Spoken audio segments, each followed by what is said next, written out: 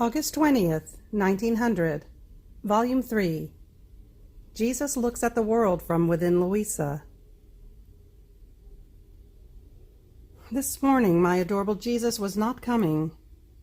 Then, after much waiting, when my poor heart could take no more, he made himself seen within my interior and told me, "My daughter, do not want to afflict yourself because you do not see me, for I am inside of you. And from here, through you, I am looking at the world." Then he continued making himself seen every now and then, without telling me anything else. August 20th, 1905, Volume 6. Grace assumes as many images around the soul, for as many as are the divine perfections and virtues.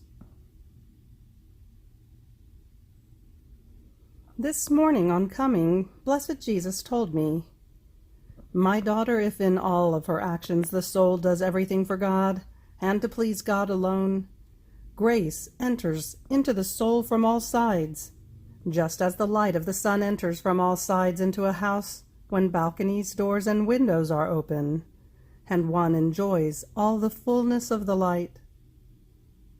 In the same way, the soul enjoys all the fullness of the divine light, and through the correspondence of the soul, this light keeps increasing always, until she becomes all light. But if she does otherwise, the light enters through the cracks, and in the soul everything is darkness. My daughter, to one who gives me everything, I give everything. And since the soul is not capable of receiving my being altogether, grace assumes as many images around the soul, for as many as are my perfections and virtues.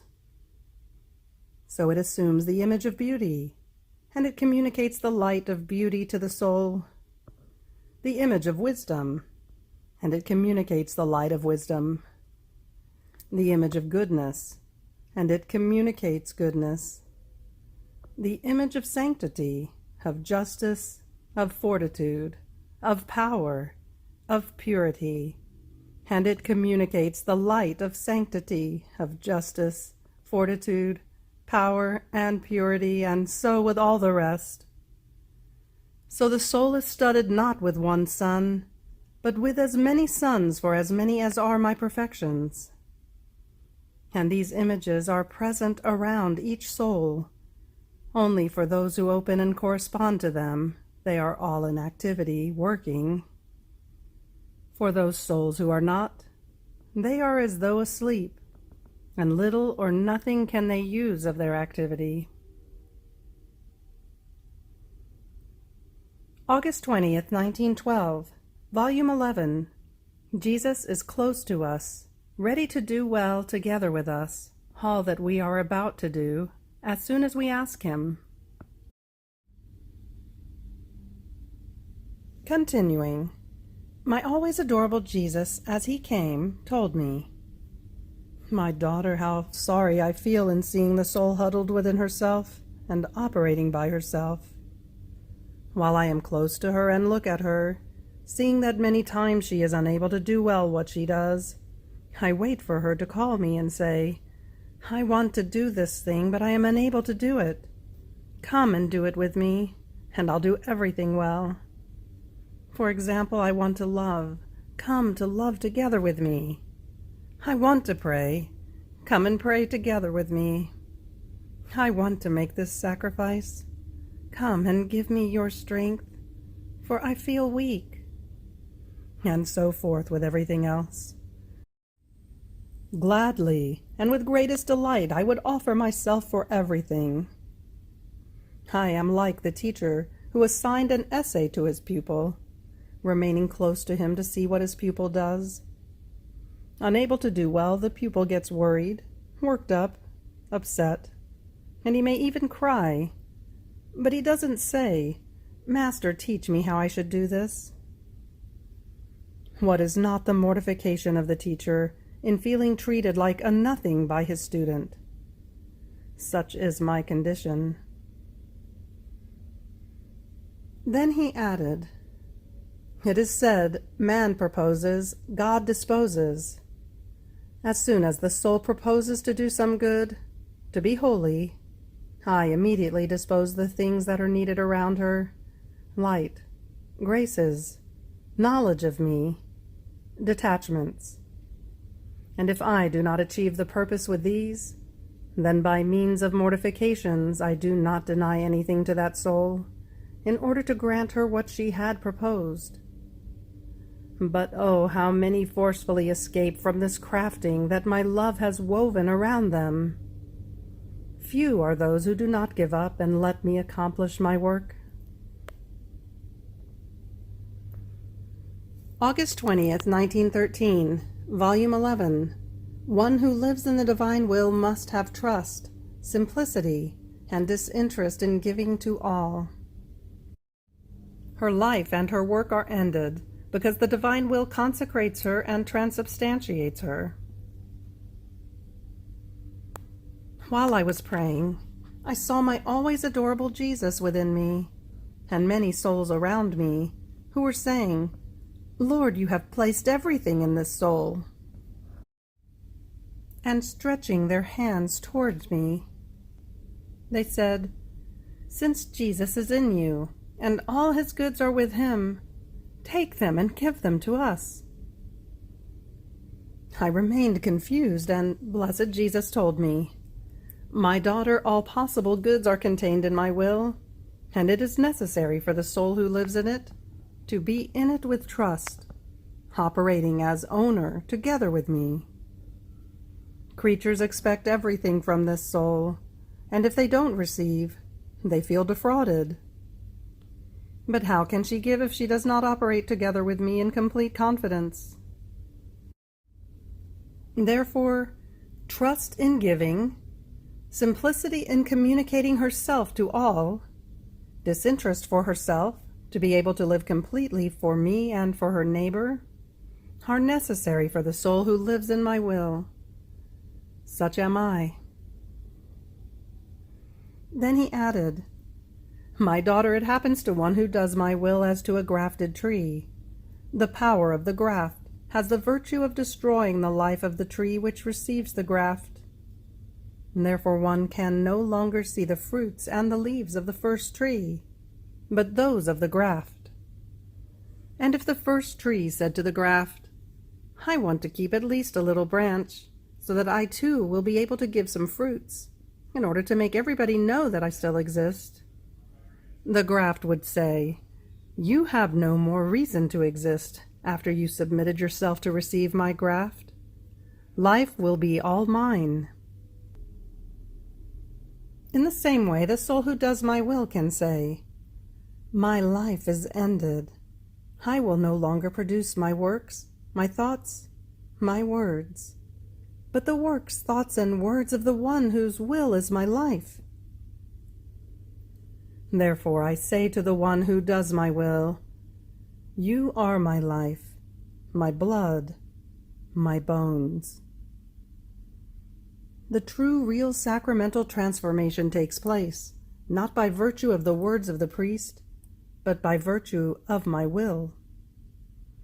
As soon as the soul decides to live in my volition, my will creates myself within the soul. And as my will flows in the will, works, and steps of the soul, she undergoes as many of my creations. It happens just as to a pyx full of consecrated particles. There are as many Jesuses for as many particles, one for each particle. In the same way, by virtue of my will, the soul contains myself in her whole being, as well as in each particle of it. One who does my will fulfills the true eternal communion, a communion with complete fruit.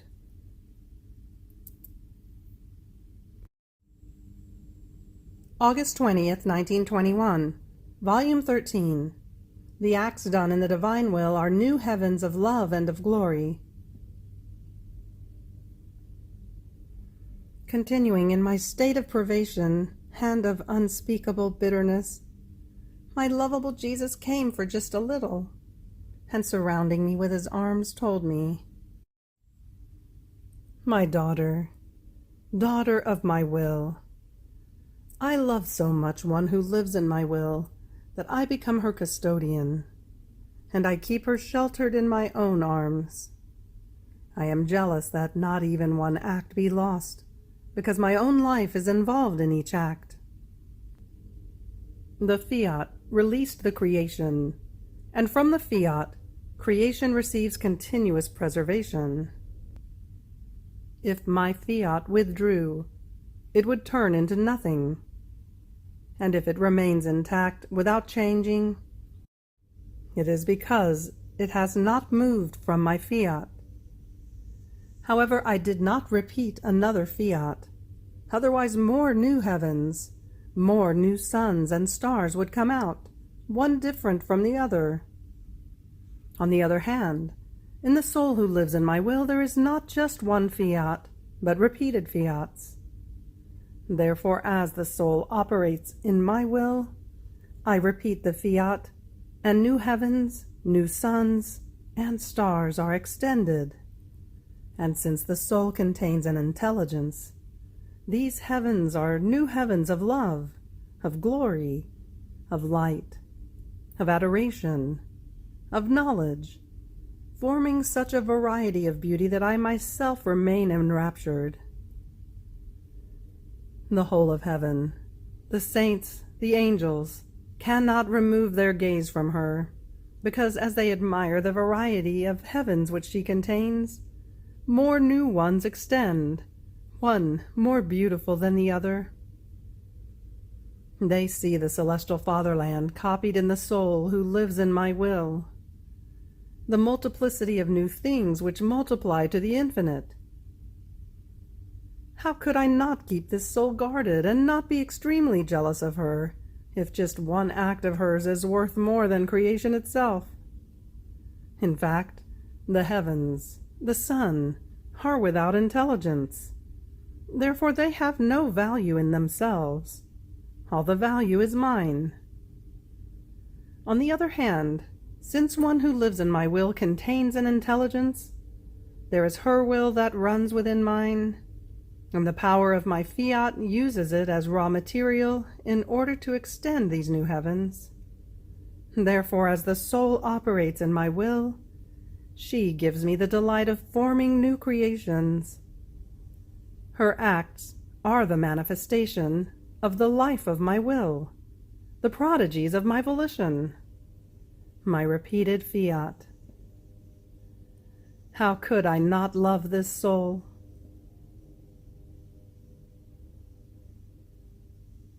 August 20th, 1923, Volume 16.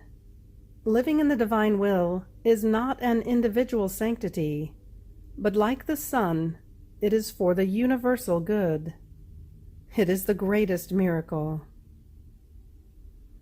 So is the celestial Mama more than a silent sun, in order to be the queen of the sanctity of the saints, and mother and bearer of the divine life to all.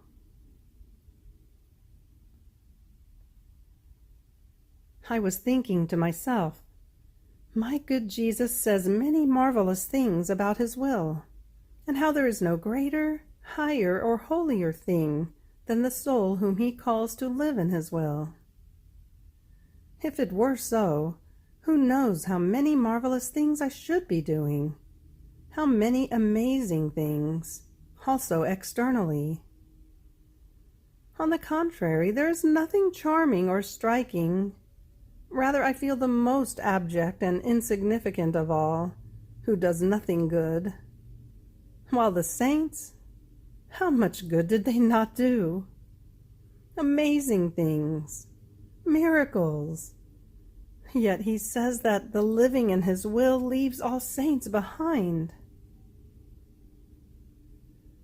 Now, while these and other thoughts were passing through my mind, my Jesus moved in my interior, and with his usual light told me, "My daughter, when a sanctity is individual, in time and space, it has more external prodigies, in order to attract those individuals, places, and times, to receive the grace and the good which that sanctity contains.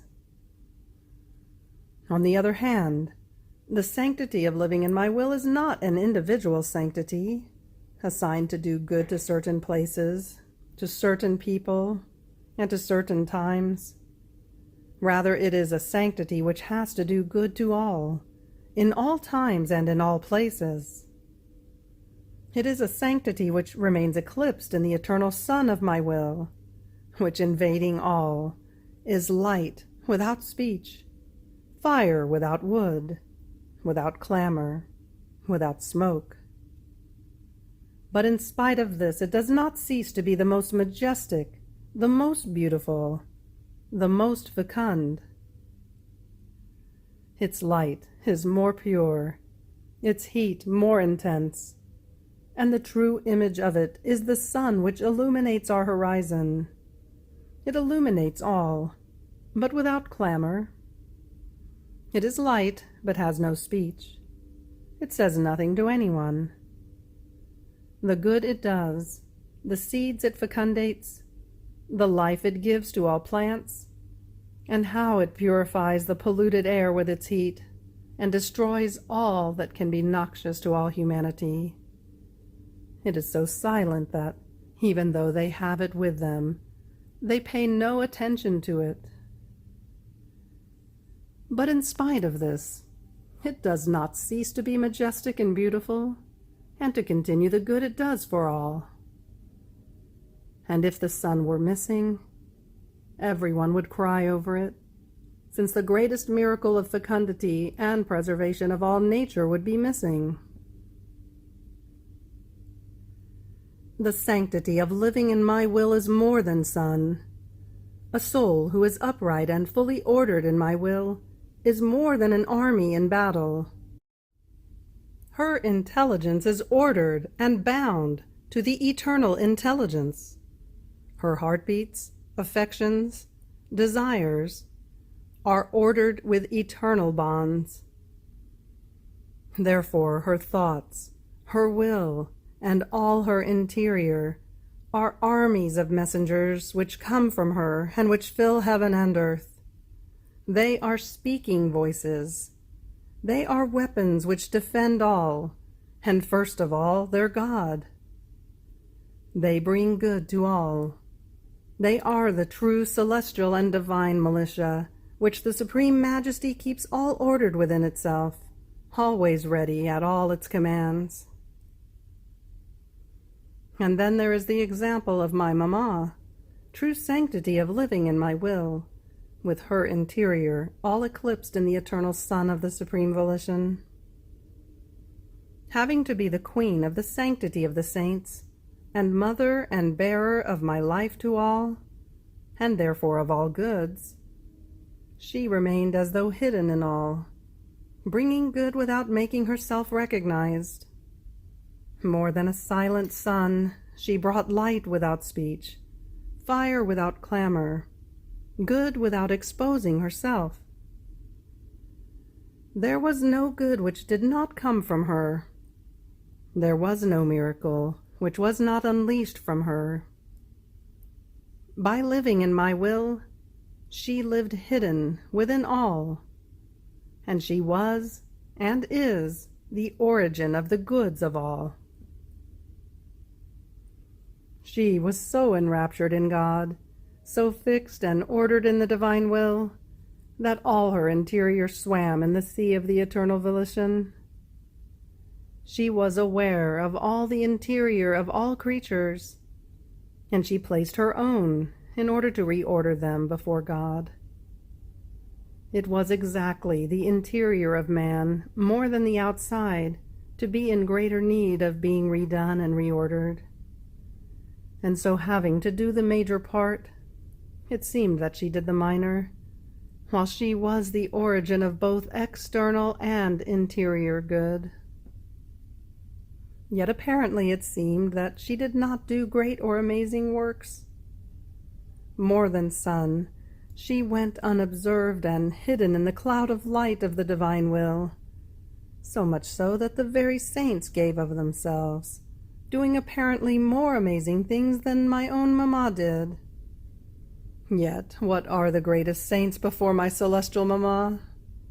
They are just little stars compared to the great sun, and if they are illuminated, it is because of the sun.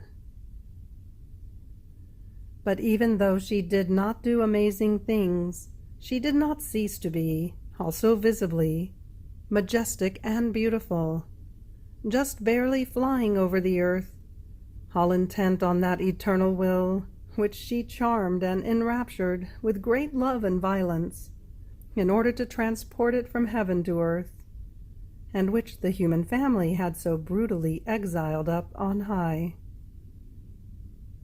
And with all her interior ordered in the divine will, she gave no time to time. Whether she thought, palpitated, breathed, and everything else she did, these were all charming bonds in order to draw the eternal word upon earth. And in fact, she won, and she performed the greatest miracle which no one else can do. This is your task, my daughter, to charm me, to bind me so much with your interior, all reordered in the supreme volition, as to transport it from heaven to earth, that it may be known and have life on earth as it does in heaven. Of all the rest you should not worry about. One who has to do the major part has no need to do the minor. On the contrary, the field is given to others so that they may do the minor part, in order to give work to all. I know what is needed: time, place, and people, and when I have to make known my greatest works also with external prodigies. You continue always your flight in my will, filling heaven and earth, charming me so much as to make me unable to resist performing the greatest miracle, that my will reign in the midst of creatures.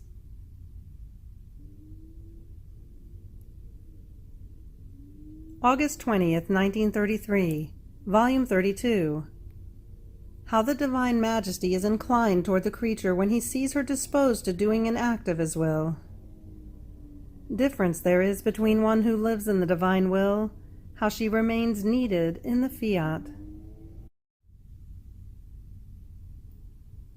My poor mind continues to cross the sea of the fiat. It seems to me that I am always within, but embracing it all is not given to me. I am too little, incapable. And while I walk, oh, how much remains for me to walk and to comprehend! All eternity will not be sufficient to cross it completely. But while my mind was lost in its immensity, my beloved good Jesus, surprising me, told me, "My blessed daughter, certainly all eternity will not be enough for you to cross the immense sea of my volition, even less, therefore, the few hours of your life. It is enough for you to remain within us in order to render yourself happy and be all attentive to taking the tiny drops that your little capacity can take, because you must know that so much is our contentment when we see our creature who remains within our sea of the fiat, and who wants to comprehend more and enclose in herself another of its knowledges in order to be able to form one more active life of our will, that our adorable Majesty lowers itself even into the depth of the creature, and touching her little intelligence with our creative hands, we render her capable, and with our power we form the space where she must enclose the new act of our will, because there is no greater act that more glorifies us and loves us than a completed act of our will in the creature, so much so that the heavens abase themselves, all creation lowers itself, and they adore my will completed in the little creature. She herself invades everything, and there is no point where she does not find herself. She calls everything, heaven and earth, to do honor to its acts completed in the human littleness. So I continued to think about the divine will, and I thought to myself, but what difference is there between one who does the divine will and one who lives in it? And my lovable Jesus, all goodness, added, my daughter, there is a great difference between the one and the other. One who lives in my divine will possesses its life and receives continuous life from God in order to conserve, nourish, and make this life of my will grow in the creature. Life she possesses, and life she receives. On the other hand, one who does my divine will receives the effects of it, and between the life and the effects there is such distance that there is no comparison that holds up. Is there not a difference between a life and a work? Life palpitates, thinks, speaks, loves, walks, and repeats as many times as it wants what it possesses as life. On the other hand, work, being an effect of life, does not palpitate, does not think, does not speak, does not love, does not walk, nor is it capable of repeating itself. And it can happen that with time, that work itself is consumed and is not found any more. How many works done, who knows how many renowned ones, do not exist any more? Instead, life is not consumed, and if the body is consumed through death, it is for a little while, but the soul does not die, nor can it be consumed even if one wanted it to. See, therefore, what great difference there is between life and the effects that life can produce. The effects are produced according to time, to circumstances, to places. On the other hand, life is never interrupted. It always palpitates, and has in its power being able to produce different effects according to the circumstances. Now one who lives in my will, possessing its life, has in her power, and always, not at intervals, sanctity, grace, wisdom, goodness, everything.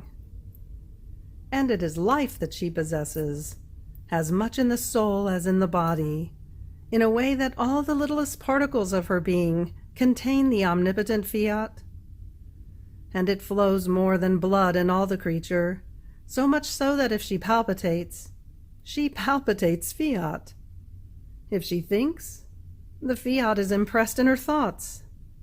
If she speaks, she hears my Fiat flowing in her voice, and she speaks of it. If she works, her works are kneaded with my Fiat. And if she walks, her steps say Fiat. It is life, my daughter, and as life she must feel it in all her being, nor can she do less than feel it. Not so for one who does my will. In order to feel it, she must invoke it. She must pray. But when does she invoke it? In the sorrowful circumstances of life, in the needs, when she sees herself pressed by enemies, almost like those who call the doctor when they are sick. But if they are well, the doctor is always a stranger for them.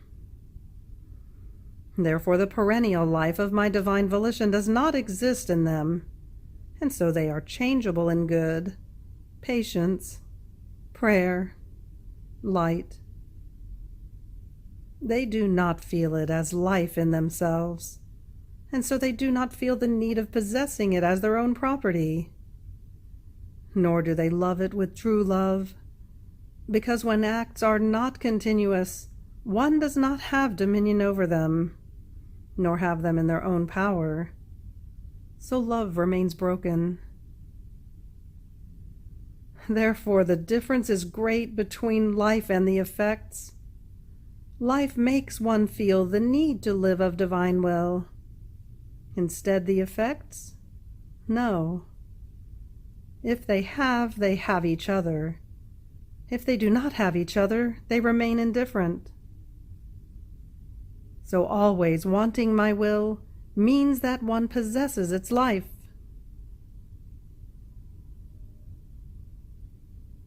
End of August 20th. Fiat.